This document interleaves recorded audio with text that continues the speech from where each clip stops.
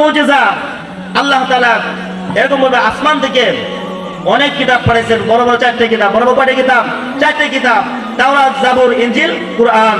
এই কোরআনে কারীম, যে কোরআনে কারীমের শিক্ষা দেওয়া হয় এই মাদ্রাসাগুলোর মধ্যে, কোথায় দেওয়া হয়? এই সমস্ত মেরাবাই দারুল মাদ্রাসার মধ্যে কি শিক্ষা দেওয়া হয়? আজকেও হাফেজদেরকে, কোরআনের হাফেজদেরকে পাগড়ি প্রদান করা হবে ইনশাআল্লাহ। তো এই কোরআনে কারীম জীবন্ত কেমন মুজিজা!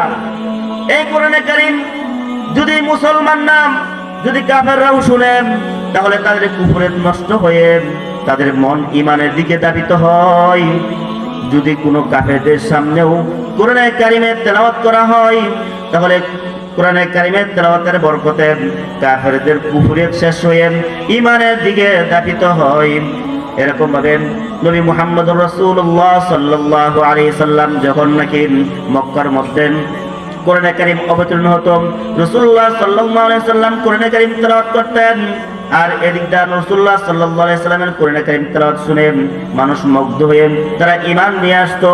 আর বড় বড় কাফের লিডাররা তারা এরকম ভাবে পরামর্শ করতে লাগলো যে এরকম ভাবে যদি মুহাম্মদের কোরআন তেলাওয়াত শুনেন, তাহলে সব মানুষ এরকম ভাবে মুহাম্মদের দলভুক্ত হয়ে যাবে।